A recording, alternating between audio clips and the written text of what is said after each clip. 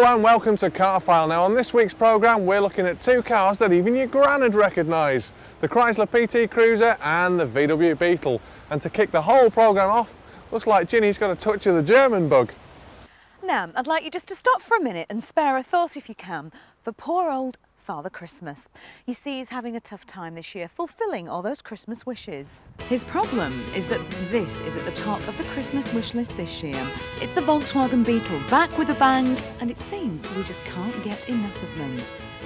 Volkswagen unveiled this ray of sunshine in Motor City, Detroit earlier this year.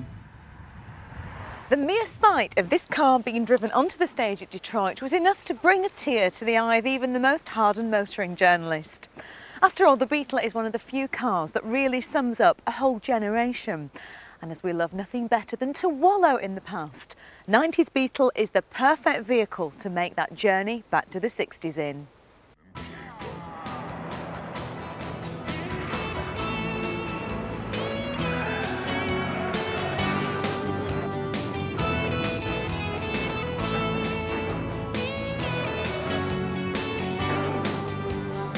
Now, 90s Beetle is a little confusing. Its silhouette is unmistakably the Beetle, but that's about all it shares with the original people's car.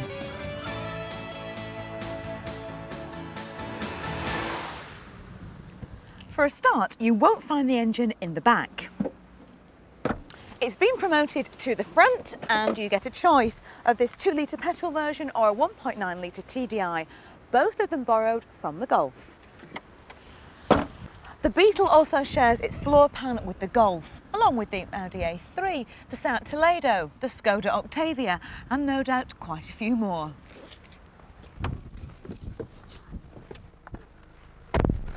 And once you get inside, you'll probably find that you recognise plenty of the switchgear as well.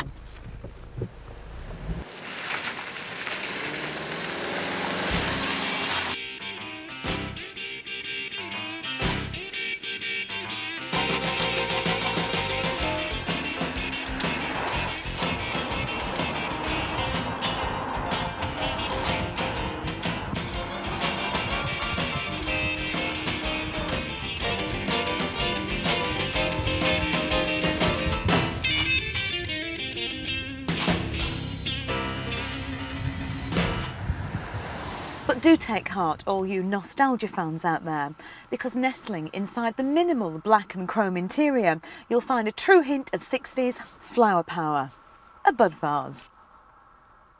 But while the 90s driver may well nip to their designer florist to pick up some trendy tropical bloom to keep in it, they're just as likely to be making full use of the power outlet for their laptop, putting their cappuccinos in the cup holders, and will no doubt have noted with approval the fact that there are heated seats for those cold winter months. The thing about the Beetle is that although we did love the old one very much, after all 21 million of them were sold around the globe, if we're being honest, they were actually pretty awful to drive. And I should know. I learnt to drive in a 1303 Beetle and for years thought that the awkward pedal position, the bus-like steering wheel and the appalling heater were normal in a car. But I'm happy to report that this 2-litre petrol version isn't bringing back any of those memories for me. This is Volkswagen motoring 90s style. The 4-cylinder engine is good for 115 brake horsepower, and yes, it will actually get you from 0 to 60. It also has a top speed of 112 miles per hour. Herbie will be turning in his grave.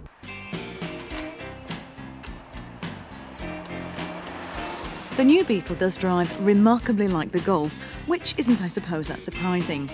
In fact, dare I say it, the ride actually feels firmer and is a bit more enjoyable than that of the Golf. The 4-speed automatic transmission is smooth and it responds well. And the brakes, well, they're absolutely light years away from those spongy old things the Beetle used to have. But let's be honest, who really gives a damn about the 90s technology, the 12-year anti-corrosion warranty, or the extremely high levels of safety? The real reason we will buy this car in droves is because of how it makes us feel. When you first see it, you don't know whether you want to hug it or drive it. I can feel a remake of Herbie coming on. Even if you can get your hands on one of the 1,000 left-hand drives that VW will be bringing in next Easter, the prices seem to be spiralling. In the States, the base model costs around 10 grand. One of these left hookers, if you can get your hands on one, is likely to be closer to 16. And when the right-hand drives finally do arrive, the prices will mean that the people's car is now rather out of reach to many of us.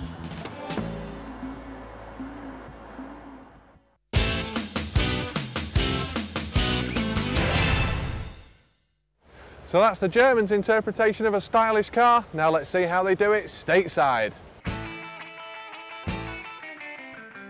And in true American style, Chrysler went big. From roller girls to a drive-in movie, no expense has been spared for this, the launch of their new retro motor.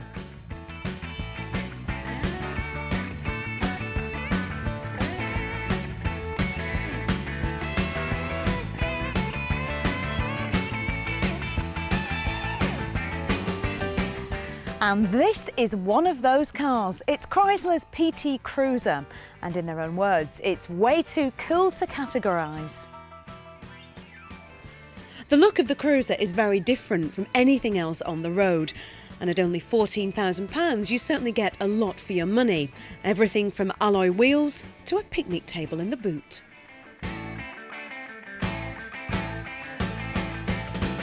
The thing about the Cruiser is its versatility. It might appear to be small and compact, but you can easily fit in 5 adults with plenty of headroom. And it has a seating system that can be moved into 25 different positions. Just think of all the fun you can have trying them out.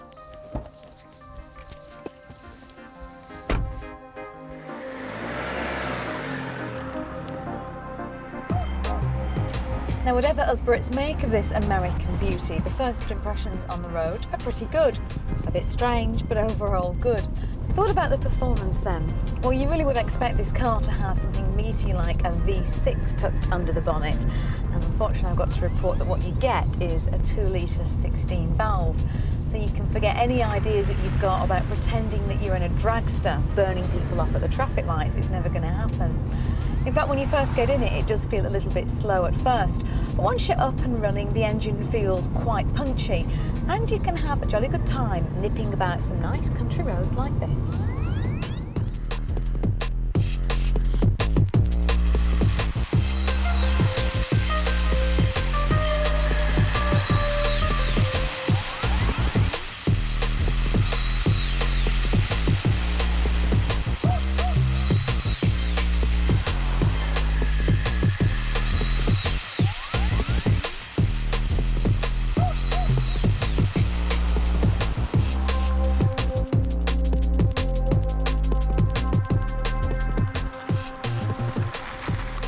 So who's going to buy the PT Cruiser then?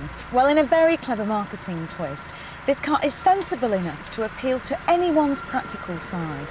It looks just enough like a hot rod to get the younger generation drooling, and it has those retro touches that will get the oldies reminiscing. So it seems that anyone from 17 to 70 could well be a future driver, as long as they can get their hands on one, of course. Well, it's time now for another look at the VW Beetle. We've had Ginny's thoughts, now it's over to Adrian Bell. Well, the Men and Motors team has been given the task to test drive the Beetle, so we've come across one here. This one's in pretty good shape, and they've been kind enough to us here at Oakville Volkswagen in beautiful Oakville, Ontario, to let us test drive this. Hang on a minute. Got the wrong key here or something. Let's try this one. Hey, come on, get in. Let's take this one instead. Well, we are tooling around in this new Beetle in beautiful Oakville, Ontario. I've been in the car about 20 minutes now, my first ever drive in the '98 VW Beetle. Some of my observations, it drives very smoothly. We're driving the stick shift, by the way. But there's a few things that I notice as I'm sat in the driver's seat. First of all, the dashboard is incredible. You could change a baby on the dashboard on either side. We can smell that the engine is warm, but we don't know by looking at the dash how hot the rad is, because there's no gauge that tells us. I imagine a light comes on if we get into trouble, though. The horn is, I think, a mantra to the 60s. That's a sound I think that they reincorporated into the car. There's no interior ceiling light. Instead, the light is underneath the rear view mirror here. And of course there's nighttime and daytime settings for the rear view mirror. Nice and round, the curves are nice in the car, but it's a bit cramped for my liking. I would have liked to have seen it a little bit bigger, but then again, it is a Beetle. They've got, of course, nice rounded knobs and, you know, fittings. I mean, the indicator that I'm using now, it feels really nice at the end of the fingers. And we pull out onto Lakeshore Road in Oakville, and we're going to go down to the boats in a minute and have a look around and open the trunk, or what you would call the boot, and open the hood, or what you would call the bonnet. And we're going to have a look at this thing. You won't believe under the bonnet, by the way. We looked in the showroom model, and they have crammed so much in, it's incredible. To indicate, which I failed to do then, the indicator stem, the flasher, feels very, very nice at the end of your fingers. It's nice and smooth and ergonomically designed, I think they call it. And the steering wheel's nice and smooth. It's what they call a three-spoke design. I think you know what that is without any further explanation. You've got, you know, windshield intermittent and all that, and spray, touch spray and whatever they call that. You can adjust your mirror, a power mirror over here, left or right. You know the doohickeys. I've got the wipers going now and I don't know how to turn them off. Hang on. There we go. Standard on the new 98 Beetle is airbags for the driver and the passenger, and side airbags as well. Also standard is the air conditioning right here, which is nice for the hot climates, although I don't think for the British market they'll have air conditioning as standard. Would you think they would? I don't think so. Pay a little extra for that, for the 3 days that you might need it in Britain. It's always raining! And here we are by the water. There's not much of a guardrail there, is there, Phil? Here we go. No pedestrians, I hope? No. The original Beetle in 1954 was just under $1,300, that's US dollars, and manufactured in Germany. The 1998 Beetle is about $19,000, that's Canadian. In US dollars, 15. Manufactured now in Mexico. A couple of other comparisons for you quickly. Back then, it was a 36 horsepower engine at 3,700 RPM. Nowadays, it's, well, for the gas-powered engine, 115 horsepower at 52,000 RPM. And they're doing a diesel-powered engine soon. That'll give you 90 horsepower at 4,000 RPM.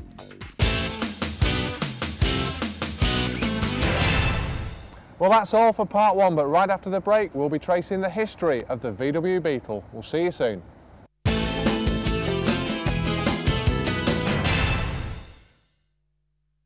Now, the perfect road for any car test is one with no other cars on it, so what better place to send Ken Gibson than the Nevada desert? Welcome to the Nevada desert, one of the hottest places anywhere. And this is the Chrysler PT Cruiser, the hottest car in the world. And over there is Las Vegas. Driving into Las Vegas is absolutely weird. It just appears out of nowhere in the middle of a desert.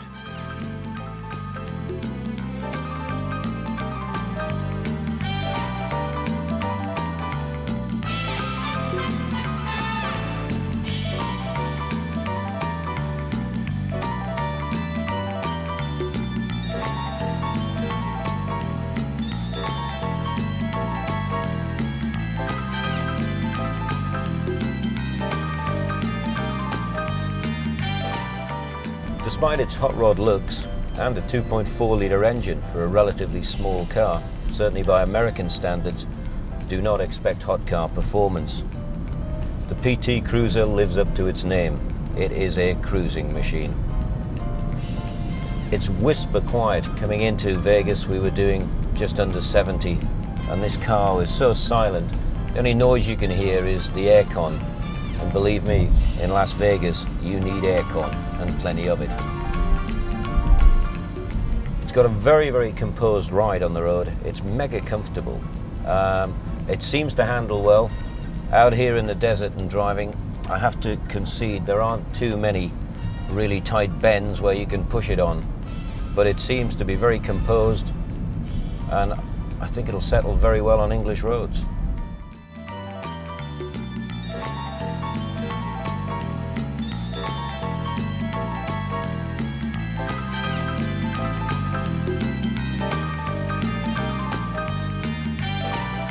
The PT in Cruiser actually stands for personal transport, but it could just as easily stand for practical transport. We're told there are over 30 different seating variations, which turns the Cruiser into one of the most versatile vehicles on the road.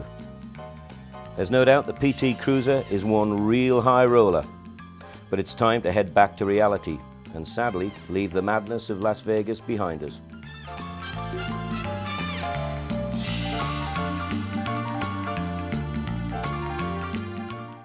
Adolf Hitler developing the VW Beetle? I don't remember him being a peace-loving hippie. Adolf Hitler was responsible for some of the most terrible crimes against humanity in the history of the world. But he was also responsible for one of the most successful cars the world has ever seen. Dr. Ferdinand Porsche designed the KDF wagon, KDF standing for Strength Through Joy, for Hitler in the late 1930s. Germany's car industry had cooperated unwillingly in the development of the car, and although they offered to build the finished prototype, Hitler himself decided the new car would be built in an all-new factory with a new town to support it and its workers. That town was called Wolfsburg. By the end of 1939, the car the world was to know as the Beetle was ready for production, but then larger affairs of state intervened and the Second World War started. During the war, Wolfsburg was turned into a military machine and bombed heavily for its pains. The story of how a British Army major walked into the derelict factory in 1945, restarted production of the Beetle for Army staff cars, and ultimately, after offering it to Ford and Triumph and General Motors and being turned down, set it up as a car factory again. In 1946, the bombed-out shell had built 10,000 Beetles. By 1948, the 25,000th had been built, and the 1,000,000th Beetle was built in 1955.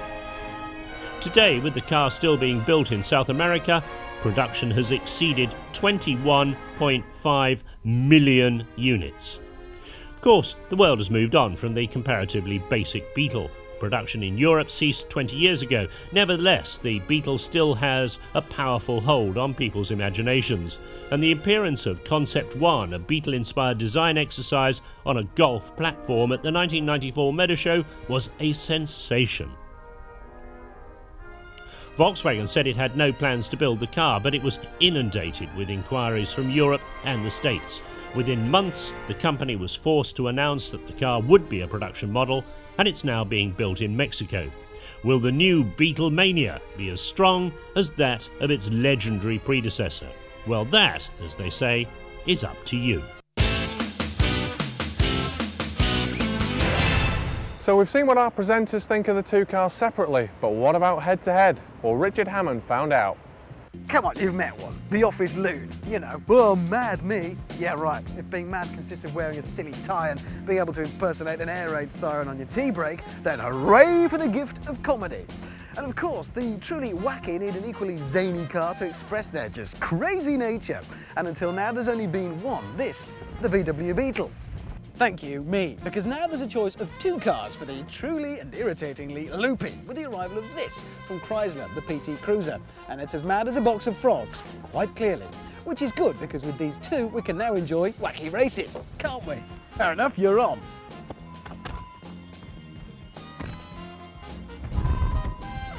Oh, okay. Hey, sayonara, cowboy. Oh dear. The thing is, although this thing might look completely nutty, basically underneath what you've got is a golf platform. It's nothing more than a Golf in a daft fluorescent curly wig and an Hawaiian shirt. So you would expect it to be a pretty nifty drive. The Golf certainly isn't bad, but somehow it isn't a shade of the Golf's poise on the road. It might be something to do with the feel of the car. This enormous dash area in front puts you more in mind of an elderly Renault Espace than a hot hatch, certainly, and it makes it very difficult to gauge where the corners of the car are, so straight away you feel a bit clumsy. That said, it is very nice and light and bright and airy in here, and the interior is certainly funky. It's not somewhere you could be sombre and in a bad mood. The seats, though, definitely don't feel as supportive as they might do, and I wouldn't fancy being in here for a particularly long journey. As for being in the back, forget it.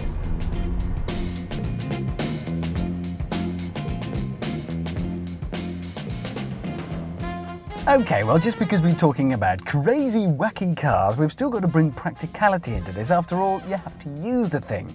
In the case of the Beetle, well, it only has the 2 doors, a rather small boot with, let's be honest, rather limited access. And although the rear seats will fold down to give a bigger load space, you'd be hard pushed to get anything particularly big through that aperture. Yeah, it's the getting there that matters. Anyway, this is probably a nicer place to be because although it's maybe the nuttier looking of the 2 cars, it's got by far the more sensible interior. Again, looks deceive. Although it looks much nuttier than the Beetle, it's actually the more sensible to drive. Maybe because underneath those looks, it's actually a fairly ordinary shape, so you can get a better handle on where the ends and corners of the car are. Like the Beetle again, it uses a 2-litre engine and it's hardly a firecracker. Makes the car feel a little bit weighty. Mind you could probably save some weight by losing the back seats. They weigh a ton.